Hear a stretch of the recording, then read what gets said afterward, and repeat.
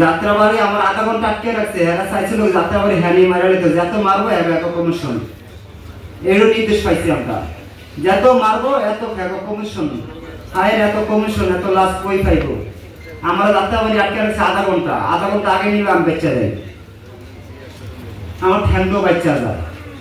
আধা ঘন্টা মিটফুট হাসপাতাল নিতে নিতে সময় গেছে 2 ঘন্টা। মিটফুট হাসপাতাল আবার সিটে গুছে দিয়েছে, আমি চলবে না, কই চলবে ঢাকা মেডিকেল গেছি, আবার যাইতে পঙ্গু হাসপাতালে, না পঙ্গু হাসপাতালে যাইতে মহলে ঢাকা মেডিকেলে মিলে যাবো, যা আর কোদিকে যাবো না। এই ঢাকা মেডিকেলে সিদ্ধান্ত দিল তোমার ঠ্যাঙ্কারও হবে, 4 রেটে চিন্তা ভাবনা করে দেখেন, ওইটা টেস্ট করলো এটা টেস্ট করলো, কোনো কিছু করলো না, ট্যাঙ্কারা হয়ে যাইব, ট্যাঙ্ক কাটতে হবে, তোমার মত তৈরি। আমার চোখের সামনে একটা ছেলের হাত নিয়ে গেছে ওরা, তখন থেকে আমি প্রতিজ্ঞা করছি যে এই বিজয় শেষ না পর্যন্ত আমি ঘরে যাবো না। তখন অনুমানিক রাত 8:45 বাজে, তখন আমরা অবস্থান যখন করি, তখন ওরা আমাদের পিছন থেকে আক্রমণ করে, পিছন থেকে আক্রমণ করার কারণে আমরা পড়ে যাই। পড়ে যাওয়ার পরে আমাকে ওরা তুলে নিয়ে যাওয়ার পরে ওরা আমাকে অনেক বেদনা মারাধর করে। ওরা এখানে ছিল 50 থেকে 60 জন লোক, ওইখানে আমার মাটির সাথে পাড়াই লাঠি দিয়ে রড দিয়ে অনেক মারধর করে, এবং কি আমার রক্ত আমি খাওয়া লাগছিল। আমার যখন মাথা ভাই পায়ে দিয়েছিল তখন আমি প্রথমে পড়ে যাই, পড়ে যাওয়ার পরে ওরা আমাকে থামা নাই, পুরা শরীরের রড দিয়ে অনেক আঘাত করতে থাকে।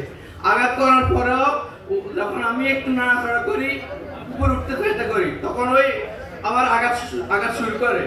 তো পরে এমন অবস্থায় পরে পুলিশে আসে, পুলিশে আমার পায়ে ঢাকায় গুলি করে,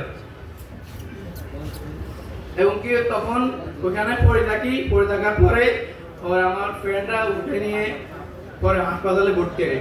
তো হাসপাতালে আসি দেখি, আমি ফিলিস্তিনের রাফা ক্যাম্পের নাম শুনছি, এখানে আসি দেখি সেম অবস্থা, মানুষ লোক দৌড়াদৌড়ি করতেছে, কেউ হাত নাই, কেউ চোখ নাই, গুলিবিদ্ধ, এবং কি অনেক কান্না আহাজানি করতেছে।